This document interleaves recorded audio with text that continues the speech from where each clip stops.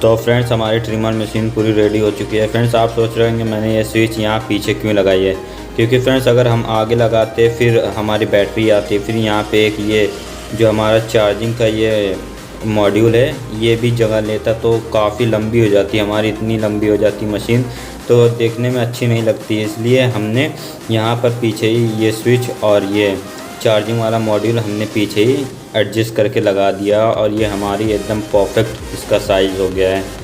तो फ्रेंड्स ये काफ़ी अच्छी तरीके से वर्क करता है हमारा, ये देखिए।